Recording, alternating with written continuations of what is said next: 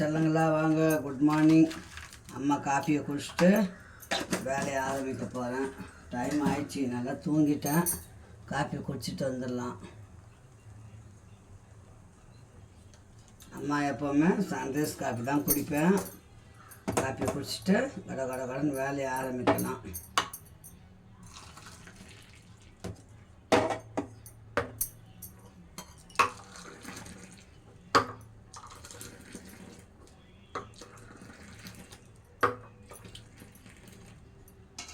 வாங்க பிள்ளைங்களா, சூடாக காப்பி குடிக்கலாம் வாங்க.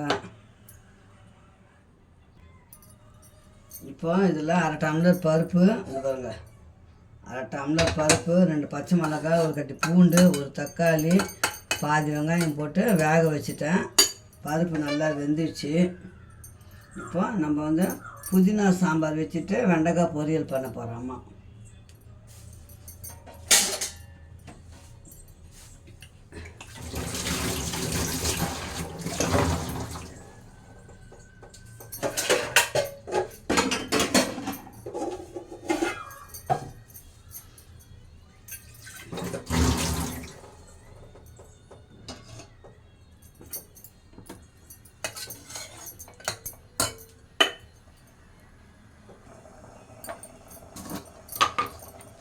இந்த பருப்பில் 1 ஸ்பூன் மிளகாத்தூள் போட்டுக்கலாம்.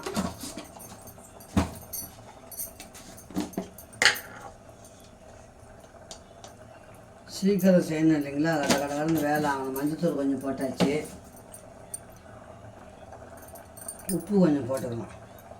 அவ்வளோதான். இப்போ நல்லா கலக்கி விட்டுட்டு பருப்பை கடைஞ்சி நம்ம சாம்பார் தாளிச்சிட்டு வெண்டைக்காய் பொரியல் பண்ணணும்.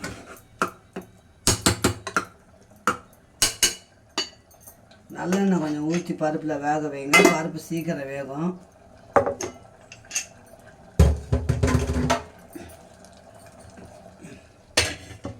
காயட்டும், சாம்பார் தாளிச்சு. பருப்பு வெந்துச்சு. பருப்பை நல்லா கடைஞ்சி வச்சுருக்கிறேன்.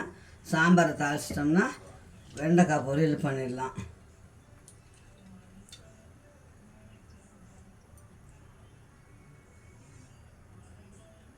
சாம்பாருக்கு ஒரு 3 ஸ்பூன் எண்ணெய்,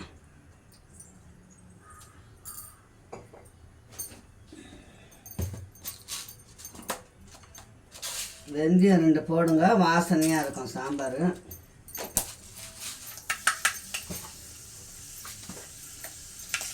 கடுகு சின்ன ஸ்பூன் தான், 1 ஸ்பூனு.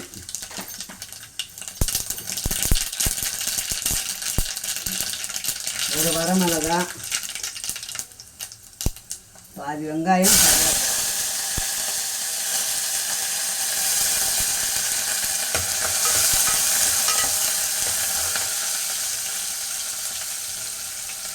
சின்ன தக்காளி.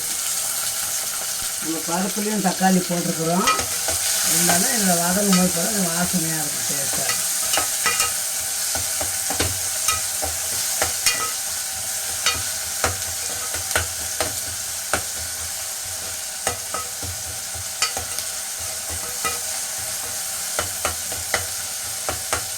கொஞ்சம் நல்லா வதங்கட்டும்.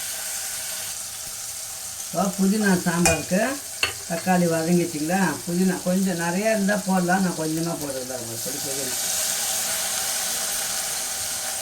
வாசனையாக இருக்கும்.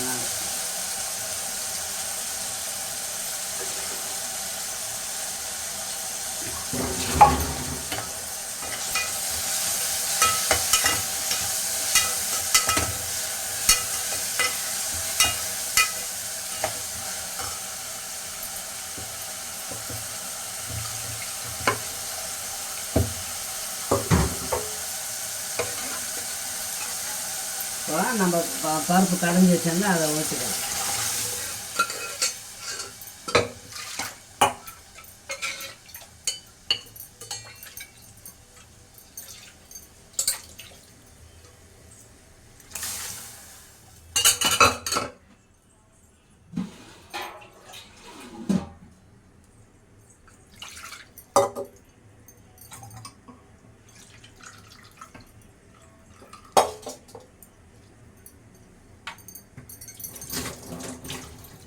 தக்காளி போட்டுறதால கொஞ்சமாக புளி தண்ணி ஊற்றிக்கலாம். அப்போ தான் குழம்பு சாம்பார் கெடாமல் இருக்கும்.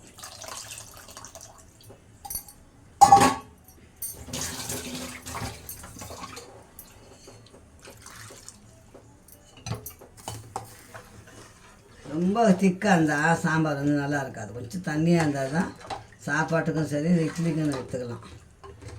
அவ்வளோதான் பிள்ளைங்களா. சாம்பார் நல்லா கொதிக்கட்டும்.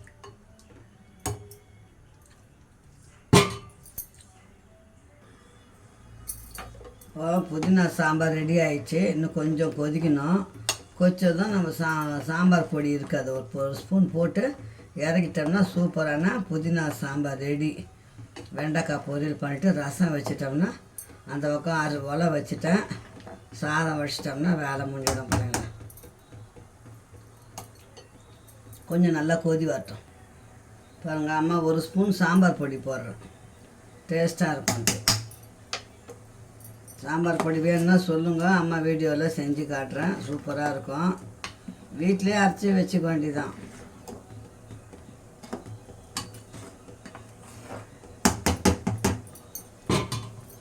நல்லா கொதிக்கட்டும். சூப்பரான புதினா சாம்பார் ரெடி ஆயிடுச்சு. இப்போ அம்மா வந்து வெண்டைக்காய் பொரியல் தாளிக்க போகிறேன்.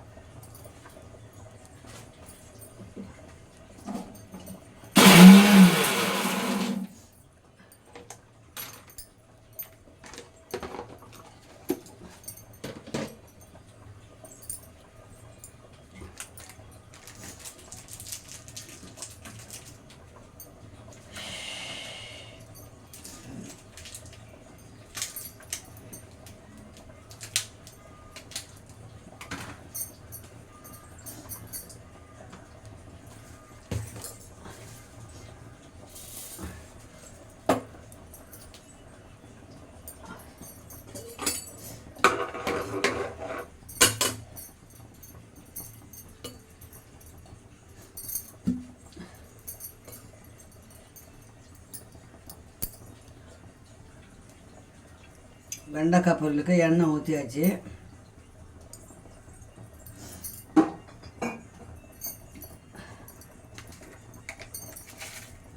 கொஞ்சம் கடுகு போட்டுக்கலாம்.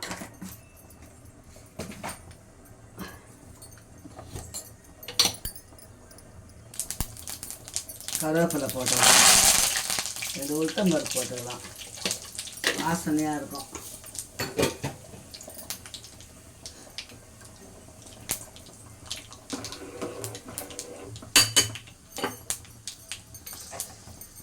சின்ன வெங்காயம்,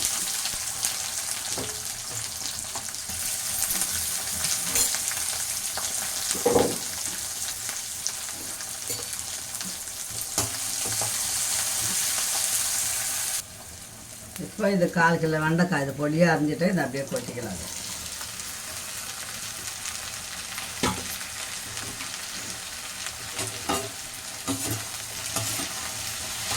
தண்ணிலாம் ஊற்றக்கூடாது, அப்படியே தான் வதக்கணும்.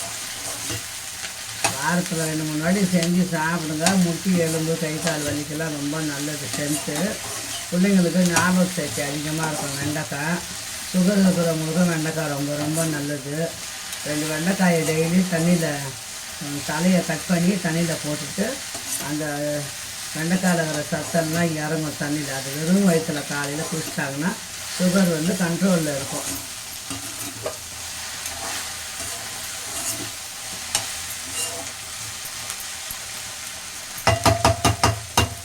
பிள்ளைங்களுக்கு ஞாபக சக்தி அதிகரிக்கும் வெண்டைக்காய் எப்போவுமே. உப்பு போட்டுக்கலாம், சீக்கிரம் வதங்க வெண்டைக்காய். கொஞ்சமாகவே போடுங்க, உப்பு தாங்காது.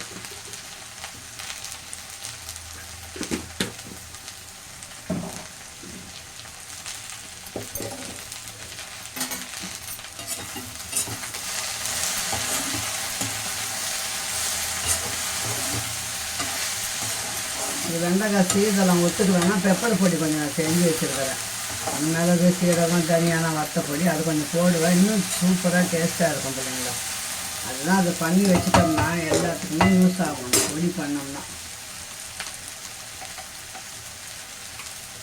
இது வந்து மஞ்சள் பொடி,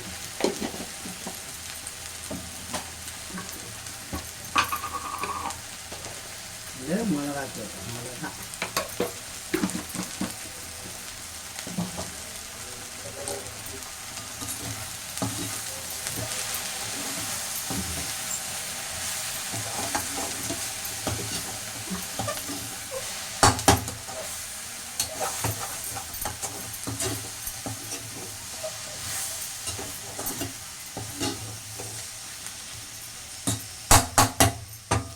நல்லா வெங்காயம் வதங்கின பிறகு தான் பெப்பர் பொடி போடும்.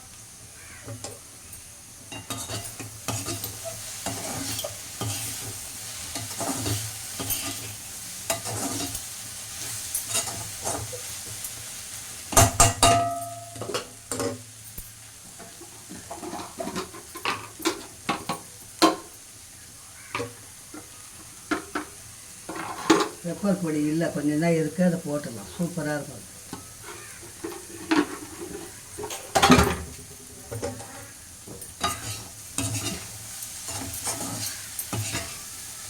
ஒரு 2 நிமிஷம் பொறுத்து இறக்கிடலாம், அவ்வளோதான். பொரியல் ரெடி ஆகிடுச்சு.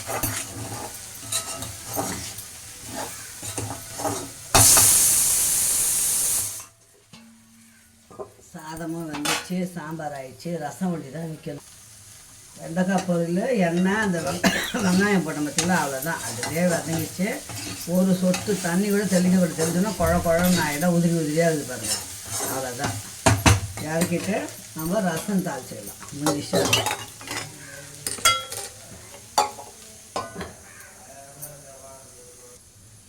அம்மா வந்து ரசம் தாளிக்க போகிறேன். கொஞ்சம் எண்ணெய் ஊற்றியாச்சு. ரசத்துக்கு கண்டிப்பாக வெந்தயம் 2 போடுங்க.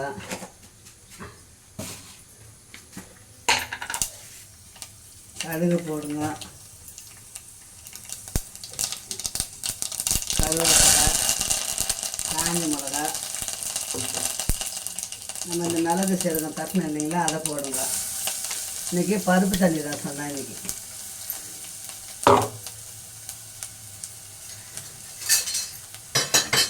இட்லி வடை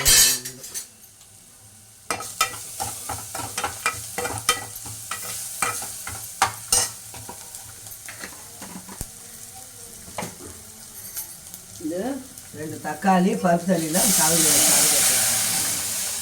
ரசம்.